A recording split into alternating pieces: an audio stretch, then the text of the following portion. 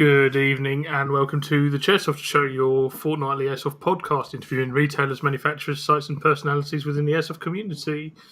Thank you very much for tuning in to episode number 134. If you want to get in touch with us, you can contact us facebook.com/Chairsofter Show, Instagram at the Chairsofter Show, or email Andy at the chairsoftershow.co.uk. Joining us this week, we have the guys from BZ Tactical. Good evening. Good evening, gents. Joe and Lewis. Joe is beneath me, and Lewis is that bottom corner. You know who Adam is. You know who Adam is by now. So. Yeah, so just briefly before we get into it, if you guys could just do a quick 30-second introduction of yourselves. Joe will send you up first because you're on the left. Yeah, that's fine. So I'm Joe. I've worked with him for about 5 years now. I do the majority, just anything airsoft really, related with the company. With it being a multi-sided company, it's anything airsoft is me. Cool. Okay. And then Lewis. Well, I'm Lewis. I'm like the digital marketing person, but I'm kind of like a jack of all trades, master of fuck all type situation. I do marketing and social media for all of the companies under the BZ umbrella. Cool. Okay, so before we get into the show proper, we'll start off news and discussion. We'll go to the BZ news. So you guys have just had your batteries released this week, so just tell people briefly a little bit about them. I'll start off and Joe can lead afterwards. Rebel Power is our new line of batteries. We kept it a bit of a secret for a while. We didn't want to show too many cards in the hand, so to speak. So we started off earlier this year by re-releasing new and improved Rebel BBs. I'm sure Joe will tell you about his trip to Taiwan and visiting BB manufacturers over there. And we thought, why stop at BBs? So we've producing this line of batteries. I'm sure we've all seen it's been harder and harder in the last few years to pick up a battery with COVID and battery shortages, etc. So we thought, why not just take it in our own hands? And now we've got hundreds of each style of battery in stock ready to go. And they're not just for BZ, they're not a BZ exclusive. We're hoping that Rebel will become a brand that you see across stores and retailers and sites across the UK. I don't know if you want to add any more to that, Joe? Yes, certainly. As Lewis said, it's become quite difficult to pick up a battery sometimes. And certainly when it comes to when stores are out, so when your main distributors are out, they're out for a very long period of time. So it's just about making sure that, maybe you can't get, the battery you want straight away, but there's always an alternative out there, making sure that, if there's a product that you need, that's always available. Basically, there should never be a shortage of that type of product, really, especially when some people almost treat batteries like consumables. They don't always look after them well enough or whatever. So making sure that you can always get one is important, really. Nobody wants to buy a gun and not have a battery, do they?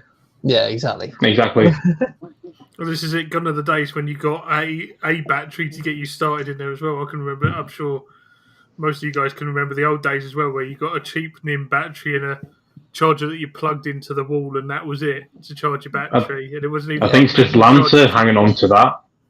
Just barely as well. You don't even get it with all Lancers. Just you select few. Yeah, well, this is it. As the technology's obviously progressed, it's obviously become non-cost effective for the manufacturers to put that in. So you're always going to need a battery when you go. And as Joe said as well, people don't always look after the batteries. I think it took me about 2.5 years to actually learn about storage charging when I had LiPos, and then actually using the storage charge function on the charger that I bought specifically. So yeah, it's good to see, and it'll be good to see if that does progress out.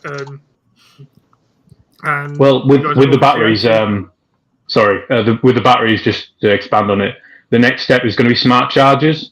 But we didn't want to just put our name to a smart charger and hope it worked out okay. We're currently testing a few different smart chargers, testing a few different manufacturers, see which ones work best. And if we're happy with the results, we're going to also have Rebel branded smart chargers to go with the batteries. Also, so really and truthfully, if all goes to plan, Rebel will become like your one-stop shop for consumables potentially.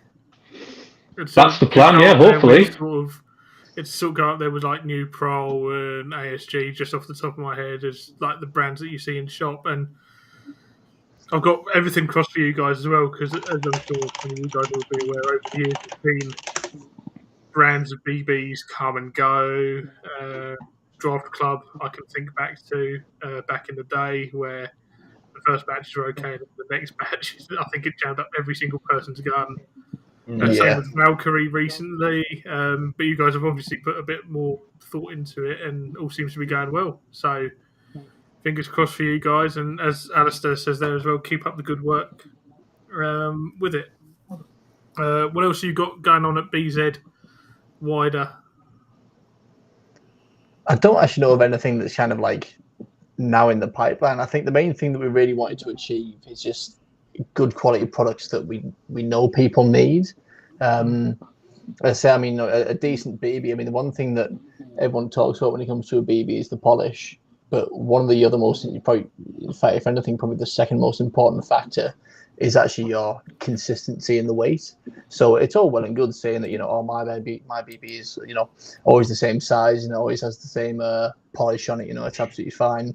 But then, like, if it's got, like, loads of air bubbles in it, or, like, the weight isn't consistent as, say, BB to BB, then you're not going to get consistent shots. Your hop will be over the place, and, you could spend a lot of time trying to, tune your gun and whatnot, when actually it's just down to your ammo. So I spent a lot of time actually, taking samples back from factories and actually, finding out which ones were not just the best in polish and size consistency, but also down to the actual just weight BB to BB consistency, and that's what we went with in the end. Cool. With regards to Rebel as well, Lenny, Coulson Hobbit, has put in the chat here. She said, these Rebel BBs, I have a PTW and custom build TM platforms. How do these feed in high-end builds? I've had BBs smash in the past, creating damage to my riffs, which goes back to what I was saying about sort of the quality that we've had in the past with, say, Draft Club, for example, where they were, let's be honest, they did end up being dog shit quality BBs. Lovely guys, I wish it worked out for them, but it just didn't. And then it got to the point where no one would use them. So, yeah, over to you guys.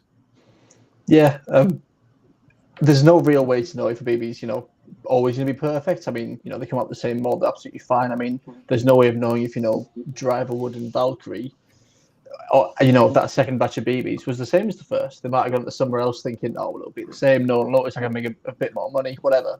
But everything that we've tested so far, we've had one or two people say that it didn't work well for them. They say there's always going to be one or two guns it's never going to work in. That's just the nature of it. But across the board, the amount of amazing feedback we've had from them, people saying, they're perfect, the best BB I've ever shot, all those kind of comments that we love to see. Like, we've had so much of it. It's a case of they should work absolutely fine. Certainly your TM builds, can't see it being a problem with that. In your PTW, obviously you might be a little bit harsh on it, but just pick them up and try them, I'd say. You'll know straight away if it's going to work for you or not. Cool. Yeah, I wish some of my own family loved me as much as people seem to love these BBs. Like, it's like several times a day we're getting comments on it, and like when we for like long time customers of BZ, like we did launch Rebel like 3 years ago, but it was just like your typical thing that most people do, where it's basically a packaging swap of another brand, and it was fine and it worked, but as Joe said, we put the time in. We didn't half-ass it. We went directly over to Taiwan personally and test. Like, we didn't just pick the first BB manufacturer. We found we tested them out. We put them through the paces, and it's been like 3 months nearly since the first batch dropped, and still every single day people are messaging us saying how good they are, and it's just like kind of transformed that part of our business, really. Yeah. Cool. Right, so we'll come back to some of this stuff in a minute as well, because I feel like we're sort of starting to encroach on stuff we can use in the show proper as well. The second bit of news and discussion. we had the girls on a few weeks ago, Alex, Drew, and Ailey from the UKAL. They have their charity event coming up next weekend now. Oh, fucking hell, that's crept up quick, isn't it? So that'll be at Warzone in Coventry. I believe tickets are still available. Adam, can you confirm? Yeah, so tickets are available for the Saturday and Sunday. Show secretary's got in touch with you. Yeah. Cool. So we'll definitely be there for that. Me and Adam are there for sure. I don't think Keith could make it. Joe can't get down from Scotland. But it's going to be a good event. It's got a lot lined up. Yeah, definitely. Be a good social, good laugh as well. 2 days of shooting people. What's not to like? And me actually camping, which is a rarity. Adam would tell you that I do like my creature comforts and my hotel rooms and whatnot. So for me to actually camp, Emerson's just looking forward to the Sunday. Does that mean you're coming for a shoot then, Emerson? Good lad. Nice one. Cool. I think that's really all we need to say on that. But tickets are still available. You can find them from the UKAL Instagram. We did donate a prize for the raffle for that. If you haven't already bought, you buy raffle tickets, guys, for cancer research. So get involved for a good cause. Definitely, yeah. I'll probably do a Joe and buy about 8 million tickets as well. Gotta be in it to win it. You can win some Rebel BBs. Yeah, can win all sorts. Cool. Okay, so we will head into the show proper. And the first question that came from Dan Chesney that we said to hold on for, he wanted to know then, and then John Mack just decided to be a massive troll and ask the same question. Where did the name BZ come from? So I actually asked this a few years ago. I've worked with them for about 5 years, I say, but I only actually think asked this about last year or the year before. My understanding, and I'll probably get the story wrong, but I'll tell it from what I remember anyway. Long time ago, someone called Paul Banks, who worked for Tipman for years and years, basically started up his own paintball site in the northeast of England. And that was Battlezone, and that's still going to this day. They have several sites, which all come underneath the banner that St. Louis did all the marketing for as well. And yeah, that was Battlezone, and then his son Thomas is actually one of the 2 directors of BZ, and I believe it just basically is an abbreviation of Battlezone that just started from there when he started his business. So BZ actually started. It's a lot older than like a lot of airsofters know. It started 20 years ago from this year, but Thomas isn't even 40 yet. So it started literally out of his dad's garage with his brother-in-law, and to this day they still work together, still share the office together, and it's kind of grown into what it is. Yeah, I was going to say it's the first time I've ever been, because you guys have just moved premises as well. Yeah. Literally around the corner. The story of how that came to be as well, but it's the first time I've ever been to a shop and had to queue for over an hour just to get through the door. There was me thinking, it's fine. I'm going to get there early. It'll be all right. I drove up 3.5 hours. I left late because I was knackered, and I was like, I'll be fine.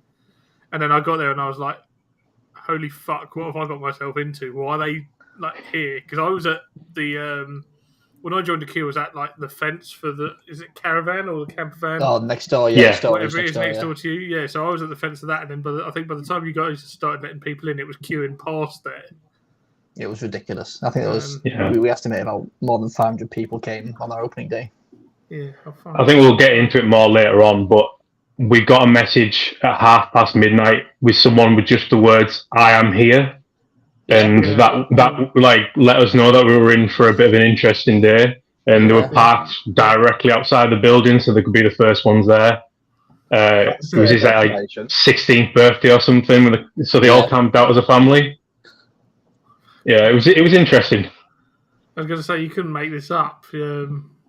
Literally just to be camping there from midnight, because I know there were some guys from Essex come up as well. I think it's one Speed Soft paintball. Yeah, speed softers. We had a couple of our teams. We had a team in Essex called Essex Lost Boys, and a team down in Kent called the Uga Boys. They're actually coming up on Saturday as well. Again, so like for people to drive from Kent and Scotland and all sorts of places just to come visit our shop, which is, we literally moved around the corner and people were coming from across the country for it, and it was a bit mad. Like I remember about half an hour before we were opening. I got there about an hour before the opening, and there was about 3-4 people queued up, and I was kind of like, "Oh, that's a bit of a shame." And about 20 minutes later, someone said, "Oh, there's a queue outside," and I went, "Oh yeah, you're taking the piss." And he's like, "No, there's a queue outside," and I looked outside, and I was like, "Oh bloody hell! Like there is a queue outside," and it just kind of went from there. Well, you can see in the image here that we've put on the inlay here that you can see the queue. I was probably about where this car is here, that my mouse is just hovering over at the moment. I don't actually know. That photo. I don't know who actually took that photo or what time it was took, but it kind of went right down and round. I remember we had it went past that. It was Danny from New Prol turned up, and he turned up about 20 minutes before opening because he didn't think it was going to be as big as it was, and I had to try and run after him to help him unload the MP1 from his car, and it was about a good 5-6 minute walk to get to him. Oh, you have little faith. Yeah. John coming in there with the stereotype the English do like their queues. We do like a queue. I mean, this is evidence of it. This was the opening of a store that was just around the corner. Yeah. As Lewis said, it was literally just around the corner from where they originally were. Yeah, stone's throw, sniper shot away. Yeah, literally. So yeah, as we've sort of digressed a little bit. So, as you said, BZ started a few years ago, and then it started off as a sort of like a garage business, for want of a better term. I hate the term a lot of the time, but like the bedroom cellar. From the sound of it, that was literally out of a house, and it grew from there, and we became the biggest paintball shop in the UK. We still are, but I think it was 2018, right at the beginning of 2018. That's when the BZ Tactical side started. It's only been about 5 years, and for the longest time, BZ Tactical was basically Joe. I think that's fair to say. It was just Joe, and it's only in the last couple of years that's really changed. So it's been quite a crazy couple of years, really. Yeah, because I was going to say, I first heard about you guys around Christmas 2020. I was sitting at home thinking to myself, it's been one of those years. So, it was like the M226, I think the KWA SIG replica. Yeah. I just ordered that as like a Christmas present to myself. And I've got to say, to be fair, assuming it was COVID and Christmas, to get it pretty much the next day as well was impressive. I think I ordered it maybe on the 29th, and it turned up on New Year's Eve because I had to go and get some shopping for a COVID family, and yeah, I was just like, okay, I'll keep an eye on these guys. If that's their customer service, what else can they do? So I've been sitting there just watching you guys just grow and grow over the last 2 years, and it's gone mad for you guys, really, hasn't it? It just seems like it's exploded, doesn't it? Yeah. Yeah. I think I remember when I first started in 2019, I say we have if you count the paintball and airsoft as 2 businesses, we actually have 6 businesses in total. So BZ Tactical is just a part of my full job. But when I first started, it was the least important part of that job. It was I literally got told on my first day, you don't need to bother with that stuff. Joe will do that, or Neil will take a few photos of stuff for you. You don't need to do anything with that. But I did start doing stuff with that, and then, I remember once someone was trying to give away a gift voucher for us on Facebook. I think it was in 2020 or 2021, and I remember people commenting saying "Why would you shop there?" Or I remember someone actually used the word "ooh," that "ooh BZ Tactical," which I thought was a bit weird thing to say, but I think there are still a few people that see us as that paintball shop that does a bit of airsoft when that's completely it couldn't be further from the truth. We were that at one point, but now we're basically an airsoft shop You've diverted first, and then do the paintball as well. Well, that has completely changed. And for the people that don't believe it, I will just call up the photos now so they can see exactly what the shop looks like. There we go. Let's share that screen. It's almost like somebody's gone, they're nothing to do with airsoft, and you've gone, challenge accepted. Yeah, and then this. Yeah. Yeah. That's a good thing about the new store, because like obviously we used to be a paintball store. But when we opened the old store, we didn't sell anything airsoft, and we had to kind of like squeeze it in and then over time expand it. But with this, we could build it from the ground up, and it's majority airsoft with your paintball stuff in the corner, basically. We still paintball's still our bread and butter, obviously, and it always will be. But we've took the ball and we're running with it as fast as we can. I'd just like to say as well, you've got you can just see, like, it's very rare to see this level of display all the way along, all lit, everything. But it's also nice to see it where I can actually see that and not hundreds of people crammed in this little tiny space here trying to practically buy things. Well, I remember on the day we had like people coming in saying like this is like the nicest shop, and like people who I know have been like who are like big in the airsoft world saying like this is the nicest shop they've ever been to, and knowing that they've probably been to a fair few shops in the time, that felt good. But then after about an hour and a half, it was more like, why isn't this queue going down? I can't actually see anything. How do I look at the stuff in the case where you have to wait an hour to get around that part of the queue? So we really appreciate how patient some people were. We did see a few walkouts, but it was worse problems to have. Like, we couldn't fully anticipate how many people were going to show up. Like, you lads will know, anytime someone has an event on, people say they'll come, and then they don't come. So we didn't.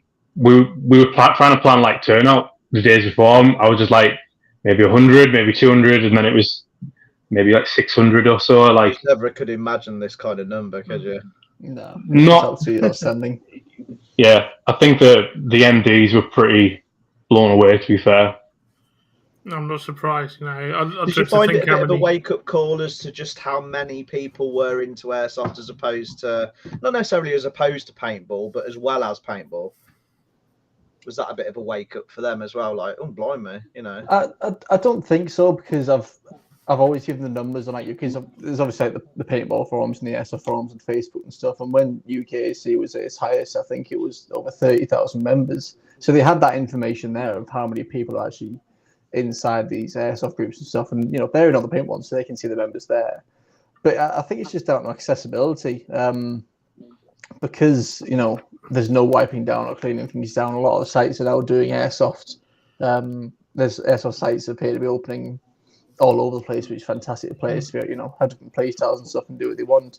But as I say, it's down to accessibility and stuff, and there's that many places you can go to play now that I think they knew it was going to be big, and it's not just that, but down to just the cost of living and stuff, I mean, paintball hasn't exactly gone up in price over the years. I mean, the paint's gone up a little bit, but when it comes to full-on playing paintball, I don't feel it's gone up that much. But the same with airsoft, but because airsoft just is cheaper, a lot of people do just get into it opposed to that. We've seen a big boom in player numbers since COVID, which is surprising. Yeah. Like, you think it would be the opposite, but since COVID, it just kept climbing, and it's ridiculous. Like, we see new people in the shop basically every day at this point. I wonder as well, is that because you've had more people during COVID that have been on YouTube, that kind of thing? They've been looking at videos and thinking, bloody hell, once COVID's over, I'm going to give this airsoft a go. Well, I think it's because, and like with me doing marketing for 5 paintball and airsoft sites, at one point you couldn't do anything else. Like, we were classed as like a sport or an activity, like going to play 5-a-side with your mates, because you have to be 2+ meters away. We could open, and there was points in lockdowns where you couldn't do anything except do this kind of thing. So I think it comes from that, where it was something that you could do without having to think, right, do I need a mask? Do I need to stay in my seat? Am I allowed to, sing? Am I allowed to get up and clap with my mate? That kind of thing. I think that definitely helped. And, I think it's just like 3+ whatever months it was of doing absolutely fuck all. Yeah. And you just want to get out and try something new. And I think it's just spread word of mouth. Like, you let everyone who comes in. I don't know, Joe will know this better than me, but I think 9 out of 10 people get into it because a mate said, "You need to go try this. It's a right laugh." I don't think it's just down to that. I think, as Adam touched on, say watching on YouTube and stuff, I think content creators just banging videos out, just doing everything they could. Obviously in lockdown, a lot of people were just sat on their phones, just watching this kind of stuff. So people like you, Lewis, that do all the content creation, and like obviously you guys do it all as well. Like, because of you guys, there's probably been a massive increase in players because there's more outlets to watch it now.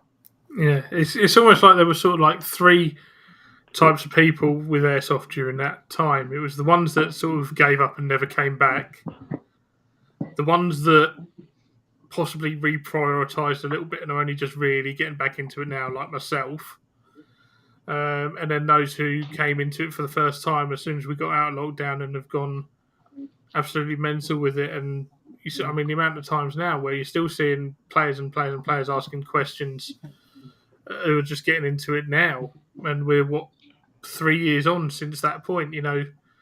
This time 3 years ago it was only sort of like, can some sites open, can some sites not open? I'm trying to think, maybe we were just about allowed to start playing CQB again this time 3 years ago.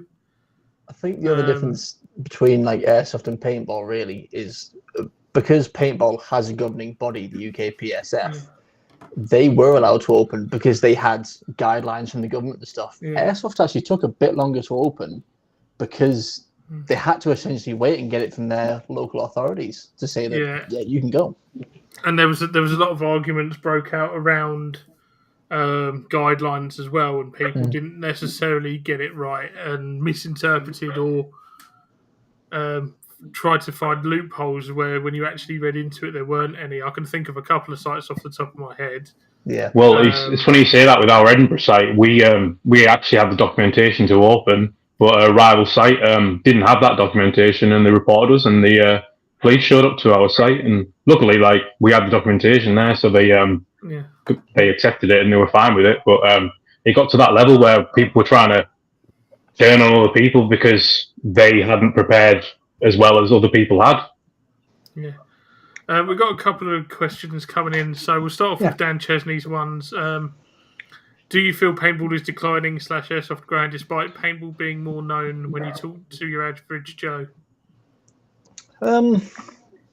Not really. I think, as I say, I think cost comes into it a lot. I wouldn't say that paintball's on the decline at all. I mean, everyone keeps saying paintball's on the decline, but from what we can see from a business point of view, it's just not true. It's just not true at all. I always encourage people to play both and see which one really tickles their fancy, because, as I say, I play both. I'm very fortunate to be able to play both, and I've done well. I love playing Airsoft, and I'm an Airsofter through and through. There's nothing as fun as shooting a paintball gun at someone and just seeing them turn yellow in front of you. There's no argument about hit taking in that one, is there? Oh, no, there is. Exactly. There is. As much as like Airsoft's kind of taken over our shop, like paintball is still half of the business. It's still a very successful half of the business. That too has grown in the last few years. Like, our overall revenues, I think from like 2018 to 2022, it tripled, and that's a company that's been going 20 years. And it was not just because of the Airsoft stuff. So it's not on the decline. I do think like social media kind of skews that, because I think Airsofters are a lot more proud to show off their kit and their game day photos, and you can go out and play Airsoft more than you can paintball. Paintball is obviously covered up more, and you don't get a chance to play as much, like not as, especially like at a higher level. So I do think, as much as Airsoft is growing, I don't think that also means that paintball's declining as a consequence of that. Yeah. And it's like you said as well, with regards to the content creators with the YouTube and stuff. Or did I really just say the YouTube? The YouTube. I didn't mean it in that context. I was just like, the internet. Fuck, I've said it now. Yeah. Sounding older than I am. But yeah, no, with regards to, say, YouTube and that, the content is a lot more accessible for better or for worse. You know, there's some great content creators out there who are great ambassadors for the sport. There's some ones that aren't, shall we just say, and we'll leave it as that, and we won't mention any names. I'm thinking of one. Yeah, I'm sure we can all think of a certain one individual. We probably all, if we typed a name in the private chat here, it would be exactly the same name for all four of us. But yeah, I can read Joe's mind, and I'll just say exactly what he said. But, it is more accessible. You don't really see paintball content out there as much, whether it's just because I'm not necessarily looking for it, but you would have thought the algorithm would sort of go, hey, airsoft is similar to paintball in a way, I guess. So maybe that would come out. Adam, what is that? That looks banging. Sorry, I've just been distracted. It's gone now. I've literally just finished it. It was that. I just saw the juror. I was like, ooh. So yeah, it's I've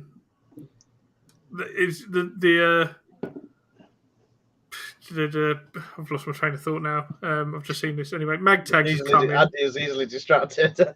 I am.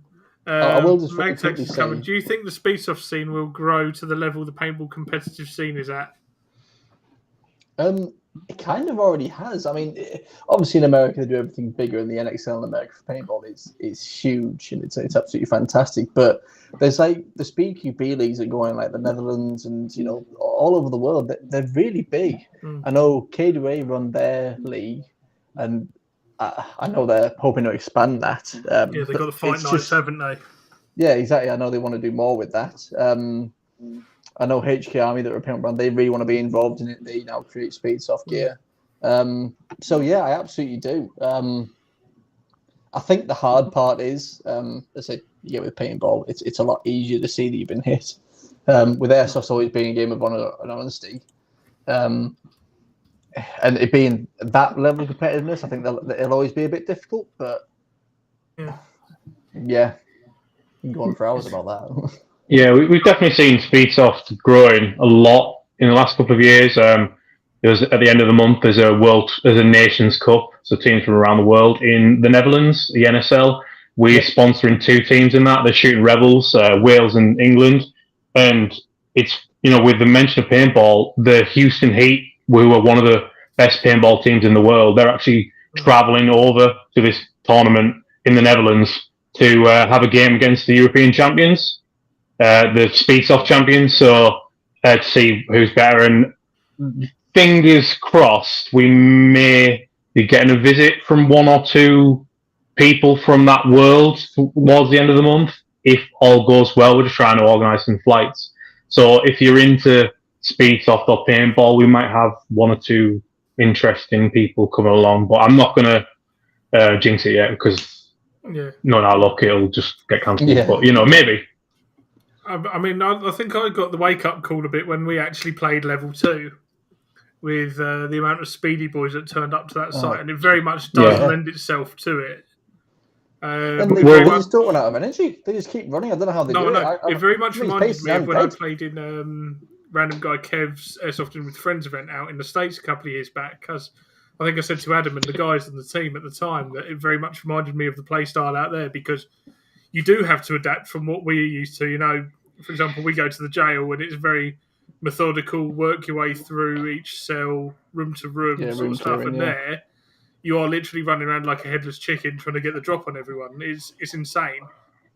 And they even have a dedicated sort of arena at the back, don't they, Adam? Because I never got the video uploaded. I must upload that. Yeah, a little walk around of it. I'm getting abuse for this one as well, so I need to put this question up now. Yeah. We're hashtag not sponsored by Level 2 before a certain individual from a certain site that likes to ban people for giving honest reviews.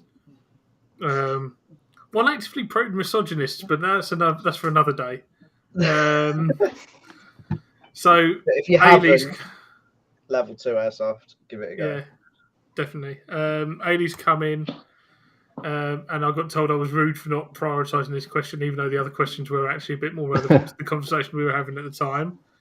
What's the best of your favourite sites to play at? So you're obviously going to say your Edinburgh site. You know what? Never played there. I've never actually travelled up and played there. It looks like they have some fantastic game days up there. Joe, the site manager, it really seems like he can really get on with customers. Listen to what they want to do gameplay wise and actually do that. But yeah, I've never actually been up to our own site, which I'm going to get a shot for. Me and Ailey are probably going to give that a go when we go to Edinburgh. I'll big up for BZ Edinburgh if Joe's not going to. It's a really large site, and we've got like a really good group of lads up there who we didn't ask them to do these airsoft walk-on days. They wanted to do it because they loved it, and the community's kind of grown from where we're doing a game day every 2 weeks, and they run like 8 activities, and they still manage to run these game days while they've got quad biking and all sorts going on.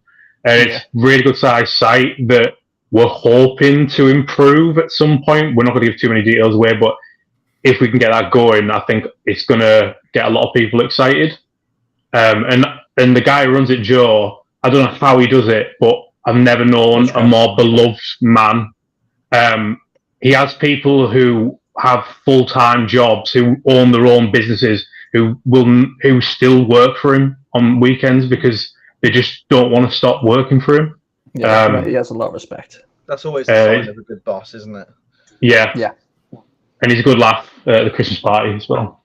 Oh, definitely, yeah. But favourite site-wise, I mean, to be fair, I'm not as well-travelled as I'd probably like to be in the last 12 years. I really enjoy Catterick with Sterling. Love it to pieces. I love the house-to-house, really just element of that. It's absolutely fantastic. It's proper. It's such a good game day. Before it closed down, absolutely loved Camp Sparta. That was I only got to play there once, and we got absolutely destroyed. But it was still a fantastic weekend. And as you said, the jail again, absolutely just those CQB kind of element sites that you can really get into and do some proper kind of drills and tactical stuff at. Love them. Have you played it since COVID as well? Yeah, I was actually there when Strawberry did their video there. I was playing alongside them. We arranged it all go down. It was fantastic game day. Yeah, I like the way he's changed it now. So he's got rid of all the dead zones that you'd have if you played the jail of old, where you could literally have 2 people and just hold the corner for a week. Now you've got to think a bit more. Yeah. And I mean, again, that's sort of a direct result of COVID because he had the time to actually start knocking walls through and stuff. Yeah. Yeah, great site. Yeah. I mean, another site that's worth checking out if you ever find your way down that far south is South Coast CQB. I can highly recommend. Gary down there does a fantastic job. And like it's just something I was playing on an old military base. I've got friends that used to stay there with the cadet forces 15 years ago for the week, and now it's like every time I go there, I send them photos. I'm like, "Hey, do you remember this shithole?" I definitely will. It's worth playing, but there are good sites all over as well. That's just the one I can think of off the top of my head's name. So getting back onto BZ itself as well, because we've sort of got a bit off topic there again, but we wanted to get some questions out of the way before I got screamed at by Ailey, because I would get verbals for that. So what sort of led to the point where you decided, no, we need to get a new shop? We ran out of room. It's as simple as that. You literally, in our old warehouse, it was becoming to the point where it was about to start becoming unsafe because there was just that much stock everywhere. So we went from, I believe, was your one 7,000? Yeah, it was a third of what we have now. So we were on 23,000 square feet at the moment. So just about 7,500 square foot. The last one was. Yeah, and this one still feels like I'm going to fill it up a bit too fast. But well, yeah. I'll fill it up. I'm not bothered. I'll keep buying stuff. The last one, literally, there was a point where walking through the warehouse was a maze. Like you had to walk through, especially if you just got a delivery in. It was like, oh, it was tough. You couldn't. We had 2 doors from the warehouse into the shop. One of them had to just be decommissioned because there was always stuff in front of it. And, you know, like in April, in the new place, when we just moved in, we received 16,000 kilograms of BBs. If we did that in the old place, I would have had a mental breakdown. It just wouldn't have been possible. So it just needed to happen. Luckily, it was only around the corner. But we purchased it, I think, December, and we finally got the go-ahead to move in April, I think it was. And I honestly don't know how we managed in that old shop.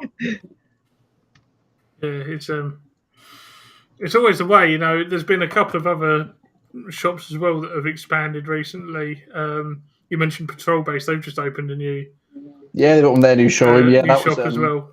on April Fools. Yeah, do you know what? The amount of people that were like, "Is this a joke?" They were like, "Is it literally a prank?" And then I think they actually had to put a post out and say, "No, this is genuine. We have opened a new site, a new Please shop." come down. I genuinely thought that was an April Fool's. Like, I'd have put money on it. And then there were the comments, probably still got no stock. Yeah. The thing is, though, is that like they stock that many lines that like people always comment that. But I mean, if you try doing purchasing for a company that is on their scale, it's not exactly easy, especially when they're distributor or suppliers and everything. Like they can't help that. So, do you guys do any wholesale as well now? You've got a bigger warehouse, or is it literally just the retail side of it? And we've always done wholesale. That's a massive part of our business. Like, it started, obviously, we have for years supplied paintball sites around the country, but you name an airsoft site, we probably work with them. If you're up at Dirty Dog, if you're, I'm struggling to think of site names at the moment, but you're probably shooting Rebels if you're using site BBs in a lot of places. We sell rental guns, we sell all sorts. We sell to other businesses as well. So we're the UK distributor for a few quite big brands. It was meant to be a bit of a secret, but over the last couple of years, it's kind of come out. I know it was mentioned on the podcast with Tom from KWA, but we are the UK distributors for KWA. But if you look at our KWA UK social media pages, when a new line of guns comes in, we don't just say, "Hey, these are BZ Tactical." We list every single shop that's got them, and if someone's pushing KWA, we're pushing them. So anyone in the country selling KWA is buying from us. We got Archwick who do the B&T Air, SPR 300s, and the Glock conversion kits. They do the Colt Canada, the L11 9A2. Yeah. They do them. We're getting some more of them later this month. We're also getting a big KWA order, I think, later this month with that's all of the polymer guns. We're getting the F90 in a few months. So we do a lot of wholesale. I think Joe can probably speak more about that because he actually does it directly, but it's a massive part of our business. I think that's kind of one of the things as well that has been a bit of a misconception about us, because of like in the past we were just seen as like a paintball shop that has a bit of airsoft stuff, or you're used to other businesses being an airsoft shop, literally a shop with some stuff in the back. We've got a 23,000 square foot warehouse. We've got a warehouse team that is more than doubled in size in the last 2 years. We've got huge distribution networks. We've got pallets of stuff going out every day.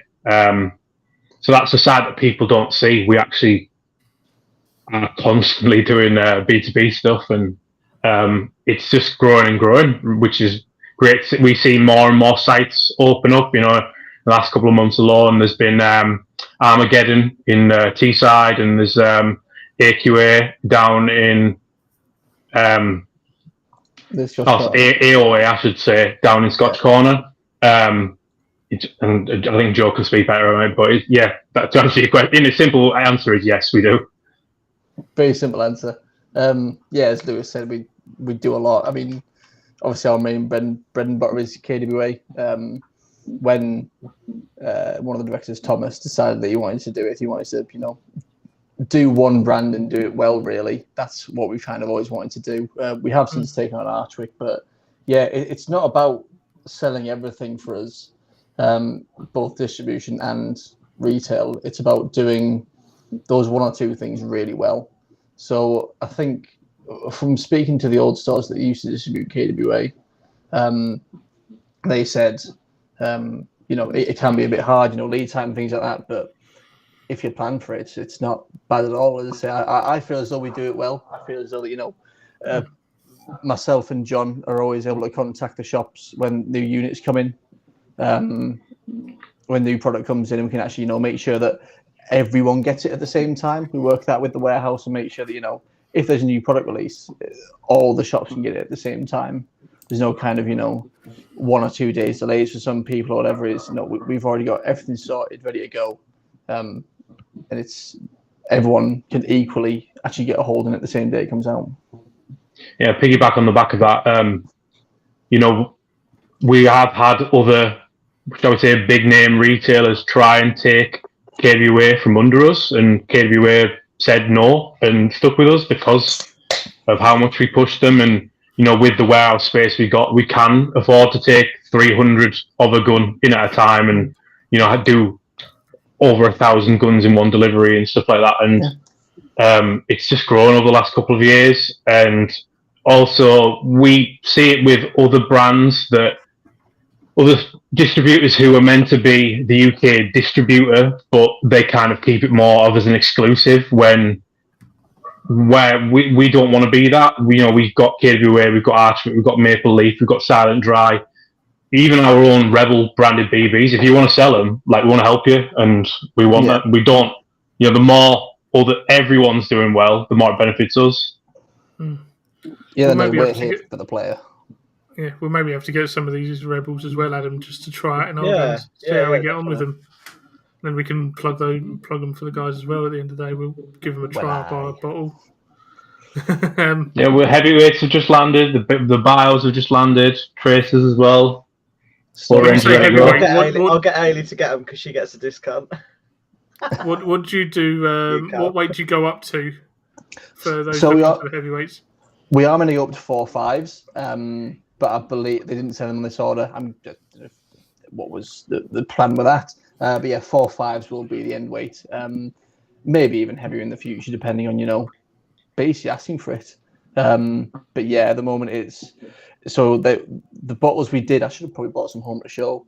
The bottles we did are a 3,300 piece bottle, and then if you look on our socials, next to it is the 850 piece bottle. Chose that bottle because they look the same, just in smaller size. I didn't choose it based on that one holds 1,000. No, I chose it based on what the bottle looks like. Because I think image is a lot of it. And it does a good pour as well. That's something we're hearing a lot of from people. Yeah. And you don't people loving the packaging and as well, everything about. I say, we're kind of blown away by how well. I know we knew they were going to be good, but I don't think we could have predicted that they would have exploded in the way they had. I think in the first month of Rebels being in stock, I think it was we tripled our ammo sales compared to the previous month. It's just kind of gone a bit crazy. Yeah, nuts. With regards to BBs as well, Dan Chesney's asking, will you do bulk buy on 3.2s? I've been trying to direct about this basically for the longest time, and it's just making sure that it's right, because obviously, as we've said, we do a lot of wholesale. We want to make sure that if players are buying, bulk for us is at least 2 boxes. That's 40 bottles. If they're buying that, the shop can still potentially sell it at the same price that we're selling to the other shops. So we want to make sure that when we're distributing a product that we don't really want to discount it, because let's say we want to do wholesale, we look after the stores that we look after. Yeah. But at the same time, we still want to do it because if you want to buy that much, then you should also be looked after. Yeah, I'd say with bull buys, it's always best to send an email or something like that.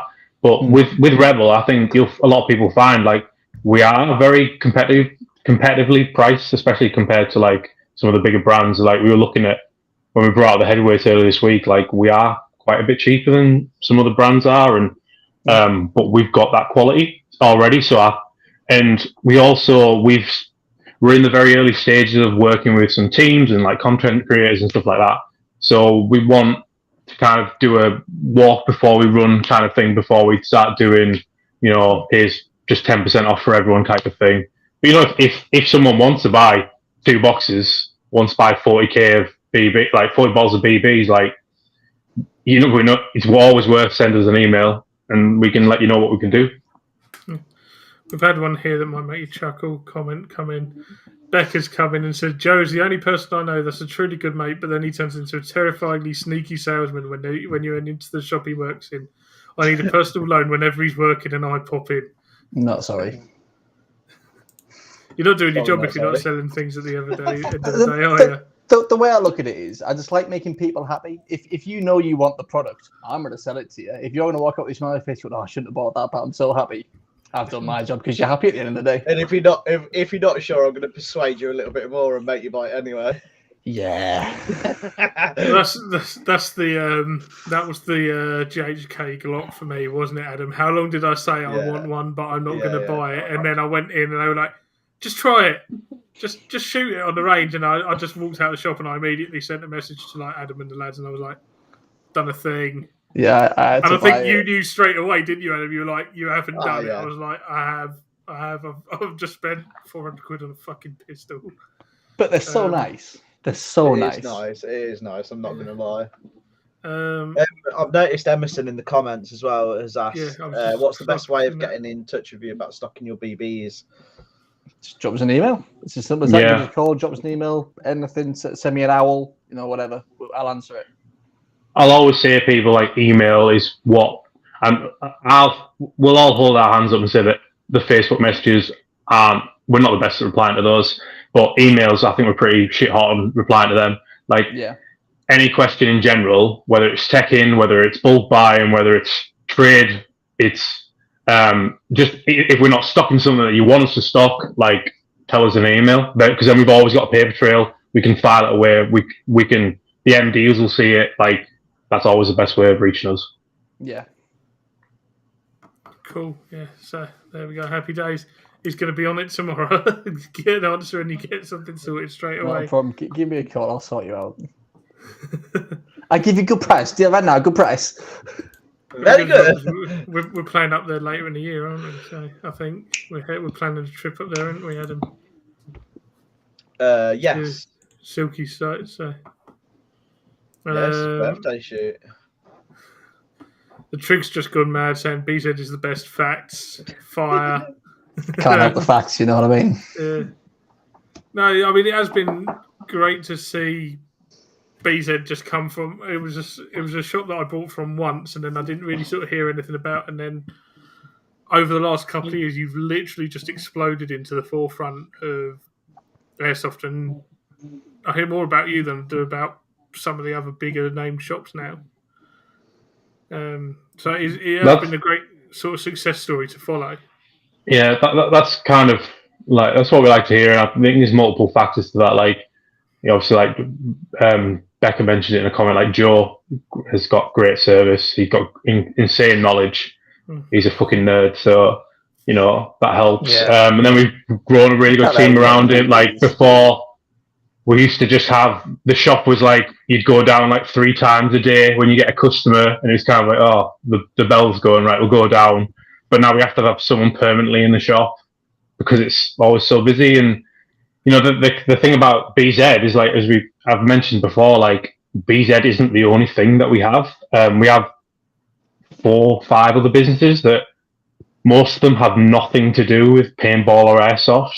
So that's, as much as we have grown, this isn't our MD's sole focus. So it's kind of, if this was our sole thing that we did, I wouldn't say dread, but I can't imagine what it would be like how much it would have grown extra if we had more time to do stuff. Like, I'd say I'm still the only person who does social media and marketing for all of our businesses, and BZ now has become a full-time job in itself. It's just been crazy, the amount of messages and comments and interactions we get every day is mad, and we really, really appreciate it. It's been how much you guys have grown great to see. Over, like, socials and. I think we're now the most followed UK airsoft shop on TikTok. I don't know if that's worth anything, but that is something I've recently discovered. Worth something. Yeah. Down with you the made it kids. when you're TikTok famous. Yeah, exactly. I enjoy doing the videos with you though. I know did that one where You know what? I genuinely don't know if I follow you on TikTok. How dare you? You're one of the only ones who don't, I'm mate. literally But going on TikTok now just to double check. I was going to say, it's a double-edged sword, but the more popular we are, like the harder it is to make content because most of it's filmed in the shop, and 9 times out of 10 there's someone there, and I can't really like bring someone wearing a penguin suit into the shop when there's people trying to just ask advice on what riff to buy. So there we go. That's us. That's us. But in as we grow in the new place, we're still kind of adjusting to being there. We're hoping to expand it, so there is, I believe, plans to build a little range for people to try out guns, or at least it was last time I heard.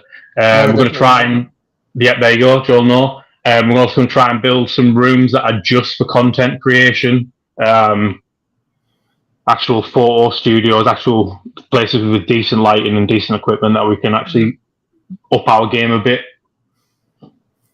The Triggs saying, need another event like the opening of the new shop. That was great. I think you guys still need to recover from that event because it was so bad. Well, yeah. Keep an eye on the socials. Something might pop around eventually.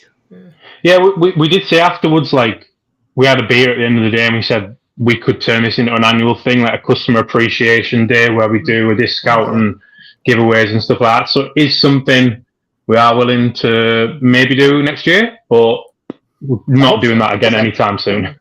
I'd do it again next year in a heartbeat. As Lewis said, customer appreciation, doing the discount, doing the giveaways, making sure that, all these people that support us all year round, get something back, that have a chance, at least get something off, or, even win a gun or whatever for free. I think we gave away, £3,000 worth of prizes last time?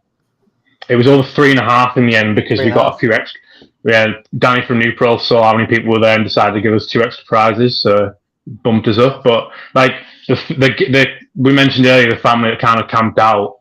The kid was the first one through the door. It was his birthday, and we gave him a Vulcan gun as a prize for it, and his face absolutely lit up, and it completely made his day, and he couldn't believe his eyes when he walked through the store, and it was a really rewarding day, to be fair, to see not only our hard work paying off, but just to see how many people we've kind of connected with, I guess is a word, and how many people made the effort to come to the store. I wouldn't drive 5+ hours to go to a shop, but some people did. I think the Trig who commented this is one of those people around that amount of time, and we're blown away and still are, really.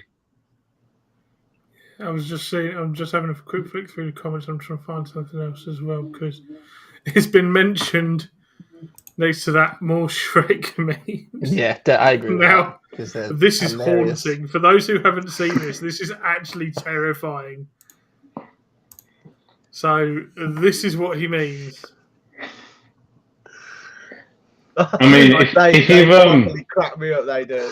We asked you describe that perfectly. If you've ordered from us in the last 3 months as well, you should have received a BZ sticker sheet, and there is actually some Airsoft Shrek stickers on our sticker sheets now. Oh, no, it just started off as a bit of a joke, and it's just to get one. It's surprising. I was proper howling. I pasted them in the group chat. I was just like, "No way! Look at these." This one could genuinely be titled "How Rotund Airsofters Look When They Have Their Photo Taken in Game." It's literally me and you, Adam. I don't know if it's close to a Shrek or Pepe, to be honest with you. That was Andy Warhol, that one. Yeah. I did a side-by-side one with a picture of me. It was class. Let me see if I can find it. But it's even little things like this. You do have that fun zone. You don't always take yourself so seriously. Because, look at the word art shit post. What do you mean we don't take it seriously? That is some top-notch work right there. We worked very hard on that. Thank you very much. It's the bit graphic designers are passionate at the top that got me. Yeah. Just literally looking at it going, what else could they have done from the default Literally. I'm gonna Literally, just stop sharing this as well, so you can see that a bit better. That's the thing, like, we don't want to just be like non-stop. Look at these big guns that we have. Like, you know, sometimes I don't want to do proper work. I'd rather just make Microsoft Paint drawings and see what AI bots can make for me and stuff like that, and Yeah. you know, put it out there. You know, that I think that's part of why we have done well in the last few years is because, like, not only have we grown like what we sell, but I think I think people like some of our stuff. I think they like the content we put out there, and like, you know, all airsoft shops sell the same stuff. We all sell guns that sling past plastic around in different variations. It's nice that you guys have got the banter and like about it. If everywhere's like selling this thing that you want to buy, it's going to be like the people that you like that you're going to buy from. Yeah. So we've always got time to do stuff like that. Like I'll get messages all the time from our warehouse manager who just says, I've got a stupid idea, and I'll just go, great, we'll just go off and see what it is. Yeah. Doesn't matter what it is, we're doing it. Getting a lot of love from John as well, all the way from the States with I love those stickers. I'll figure out how to get him some. So yeah, what do you see happening with BZ now? Where's the future? I don't think there's anything major that I can think of in the pipeline. I mean, obviously there are companies coming out with things all the time. I mean, Archwick have their fully licensed APC 9K, the B&T one. It won't be the Aries one. That I think the AG one. It's a really nice gas blowback one. I've had a good hands-on with it in Taiwan. It was such an amazing bit of kit. And you know, companies like Archwick are going to continue to release products. KWA again, going to continue to do stuff. So I think it's making sure that just those brands are really looked after, and making sure that, you know, as I say, this, you know, we've got to keep up that customer support that has got us to where we are, and just just keep driving forward. Yeah, I think just to piggyback, like, I think the Rebel brand's going to keep growing. Hopefully, we'll expand the batteries on the BBs a bit further at some point. I think as well, BZ, we're just going to try and keep doing what we're doing because it's going well, and I'd like to see us get involved more with some events. Or, you know, we went, Joe and a couple of our MDs went out to Taiwan last year for IWA. I'd like to see us getting more involved with stuff like, sorry, not IWA, it was March in Germany. It was MOA for Taiwan last year. Yeah. Just getting more involved in that and speaking to more brands and distributors and try and get bigger range for people, but do it in an effective way like we have done with KWA, Archwick, etc. Yeah, it was really nice to actually go on. So I was just going to say, KWA sort of had the same sort of success that you guys have had, because I can remember when I got my TK45 first, it was a brand that was only really just coming in the UK, and now I don't think there's a site I go to where someone else doesn't have one, and that's excluding outside of our team, Adam, because most of us have at least one.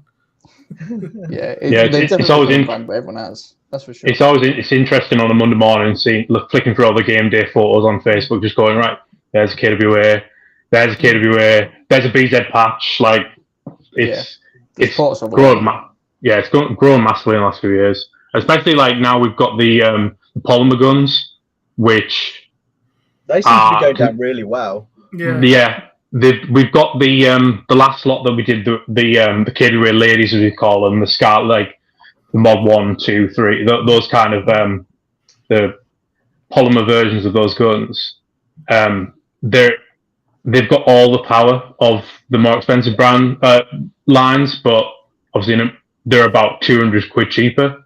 And we've actually got sites that are using them as rental guns now because they're really affordable, easy to get parts for, reliable, and they can absolutely sling some past it about. So I saw it's been a good couple of years. At the jail, Kitty, who's one of the KWA reps. Yeah. And yeah, I can't fault it. You know, she loved it. The gun, well built as normal. We were having this discussion in another show, and I think a lot of the companies are starting to release like decent internals with a polymer body, because of like the price of metal's gone up so much and that kind of thing. I mean, the price of metal's gone up like everywhere, not just the airsoft industry. You know, I'm from a mechanical background. My day job, I'm a mechanic, and I know that metal prices and trying to get metal parts has become so much more difficult since COVID and Ukraine and all that kind of jazz. I think a lot of the sort of companies are starting to come out with the polymer bodies, but the high quality internals. And I think that's sort of starting to show with KWA a little bit. And I'm all for it. Happy days. Yeah. And you still like this, like you don't get the recoil that you do with the more expensive lines. I don't actually know if this has been revealed, so I won't say it, but they're adding something to like I believe it's the T10 and the T6. They're adding an internal upgrade in the next. They're making like a newer version of it, which might come out this year. I don't know, Joe. Do you know? Unsure. Tom was talking about it when he came on, I believe. The cut-off features and that, and sort of like the upgraded looking external and that. I think one of them he said had the cut-off feature back on it. And yeah, that's it. I think the Q10 has the cut-off feature back on. We've just been invaded by the London ghosts. Yeah, the cut-off feature they're bringing back in. I think there was a lot of the rest of the world seems to really enjoy the cut-off, but from what I understand, it wasn't super popular in the US, so they stopped doing it and. And everyone was like, no, can we have that back now, please? And they're one of these companies that listens, and they've gone, okay, yeah, we'll do that again because obviously that's what the players want and that's what we want to do. Yeah, I don't know if you saw like recent. I think you actually touched on it with the conversation with Tom.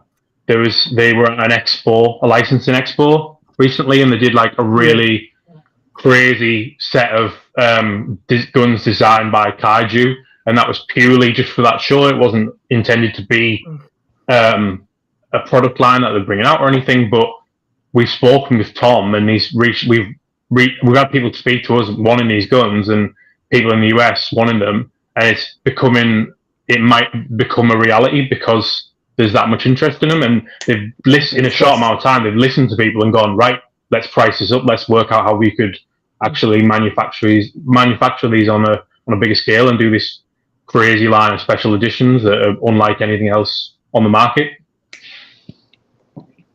100%. It's well worth seeing how they develop and what they come out with because you know it's going to be good, and it's nice to see that. Especially, I almost feel like I was one of the first in the UK really when the TK45 came out. They'd obviously been making things for years, but they were few and far between, sort of like the KMP9, and originally, like, God forbid you actually find one now. I think I saw one for 950 quid, and that was cheap for one with the KWA Vector. Yeah, they're hen's teeth. You got me into KWA recoils, Andy. Hence why I got my T10. Yeah, well, this is it, because KWA actually hooked me up with a T10 during COVID, and now it's like I just lend it out to people, especially if they haven't got a gun, like my mate Ryan the other week who came to the jail with us. He didn't have one, and I think you guys shared his photo as well. I literally said to him, use this for the day kind of thing, and he was just sitting there with the biggest grin going, it's so nice to. I think he only used a mag and a half in a day because he just said, I just knew every shot was going exactly where I wanted it to go. Yeah. And like, as we say about taking KWA to like, we want to do it really well when we distribute it. Joel will tell you himself how many hours he puts in to make sure every single one of those guns that we receive is bang on before it gets to customers. You know, every gun that we get, we have to take the red tip off. We have to chrono it. We have to make sure it's good. Like, we don't just receive it and then send it out to people. Like, we put the work in. It's nice having that peace of mind, isn't it? That you're going to get a gun that's UK. It's been handled and tested first, yeah. Yeah. How many times have you had a gun from a retailer and then you actually get to the field and they're like, oh yeah, you're firing about. I think when I got my T10 and I took it in, because the first thing I did was take it in to get the FPS check to get the hot rubber changed out. And I think he chronoed it at 410 FPS. Yeah, when it comes straight from the US, that sounds about right. It was rather. I was like, I can't even use that unless I lock that as a DMR, which I don't want to do, even though I only really use single. So it was like, it's not, as Adam said, it is nice to have that peace of mind there, and as we mentioned earlier with the rental guns as well. John's got 8-10 of them. Yeah, we were looking at. Yeah, I've seen the photos. Yeah. And then Silky's saying about the KWAs as well. Earlier on, I saw him pop up. So it is nice to see that brand come and just expand as it has. And you guys are right there the entire way as well. Another success from you guys at the end of the day. If only we could have the KMP9 back, that would be the icing on the cake. But yeah, I keep an eye on the license to expire for that one. The one thing that's really nice about the polymer versions, I remember when the even and the E4 special editions came out when they first came in, they came with a little thing in the box saying it was based like a Magpul disclaimer, and from what I remember from it, the polymer itself on the gun is Magpul's polymer. It's not like some cheap plastic or anything, and they don't put that little label in the new boxes of everything else. But as far as I'm aware, it's still that same quality of polymer. So we're not talking airsoft graded polymer here. We're talking like real steel level of polymer, which the amount of times I dropped mine because I'm clumsy as hell is unreal. And the thing just is absolutely fine. I mean, my Mod 1, I was playing at Cashit, there's like some train tracks there. I tripped and fell on it, full weight on the track and on the floor, full weight on it, picked it back up. There's a crack in the receiver, but it still shoots straight as a dream. Like they're incredibly strong guns, but as you were saying about day's a learning day. I didn't know that. Well, that's it. I might be wrong on that. They might have changed it, but that used to come in the box. So I'm as far as I'm aware, that's still the same. But yeah, just when you were talking about qualities of metals and stuff, it's qualities of plastics. Obviously, it's still you look at obviously like some of the cheaper guns out there, like I say, even like your Lancers and your Spectres and whatnot. Their cheap polymer does feel bit naff in the hands, but you pick up that polymer and you can scratch it like nail across the body. You can feel that it's not a cheap piece of a naff case. It's strong. It's durable. Yeah, definitely. I've just noticed the time. I think it's probably maybe time we started looking at the wrapping up here. Yeah. It's soon going to be 3:45 when my alarm goes off. More than anything. Nice. Oof. Rather you than me. Before we do the last sort of bit, though, a couple of shout-outs we need to do here. Dom Hills came in earlier asking for us to give a shout-out to Unit 26, which has just opened up north as well. New CQB site opened up, I want to say Hull. I know it's around that area. You said north, I got excited. That is north for me. Anything past Watford Gap is north. Adam's up north to me. So make sure to check those guys out. Check the site out. I will eventually get up there. Sorry? I want to make a little shout out as well. Yeah, cool. Off you go, Adam. I want to make a little shout out to Mark Gale in the chat. He's one of the London Ghosts. Recently done an event. He's flogging these patches. If anybody wants one, contact him. It's going to a great cause. Me and Ailey have just bought a couple, so we have our 2 arrived today. Yes, that's cool. So if anybody wants one, the proceeds are going to a great cause. So yeah, cool. Okay, so really and truthfully, that's it. So thanks very much, guys, for getting on. I will make sure that we get out there at some point because I think Dirty Dog's on the list as well. We've been asked to go up there by. That's fantastic. Mate, you've got to try Dirty Dog. It's a wicked site. Yeah, Ross keeps begging me to go up there. You'll probably see at least one of the BZ team there every Sunday. So it speaks to the quality of it. Cool. Yeah. So we'll definitely arrange that. When we get a bit more time in the schedule because we're actually quite fully booked up at the moment after next week. Really and truthfully, that's it. So where can people find you guys? So you can find us on Facebook, just search BZ Tactical. You can find us on Instagram. You have to search BZ Tactical _UK. If you don't search the whole thing, you won't find us because that's Instagram's lovely shadow banning rules for airsoft content. The search function on Instagram annoys me. Yeah, we actually had our full Instagram account deleted last May. I went on holiday for a week and I came back and it was completely deleted and we had to start all over again. And it's been harder and harder to push stuff on there.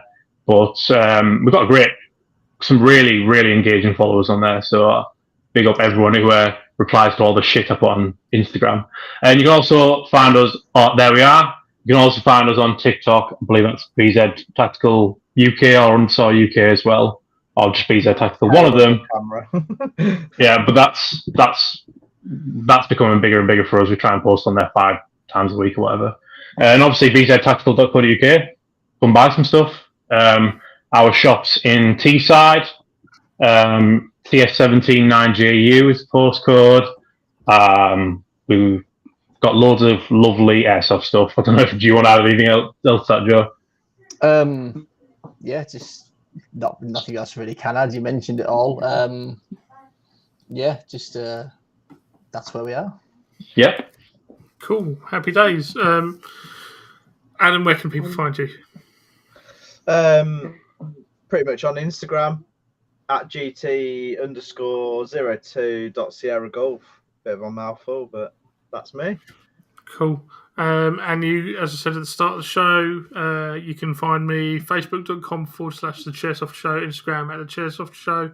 We're on YouTube as well, Twitch if that's your poison, or you can email me Andy at the Chairsoftershow.co.uk. Thanks very much to the guys from BZ for coming on this week. It's been great having you on, and Thanks we for having will us. catch everyone next time. Thank you very much for tuning in. Make sure to drop a like and a subscribe, and we'll see you guys next time. Take care of each other, enjoy yourselves, don't be a dick, and bye for now.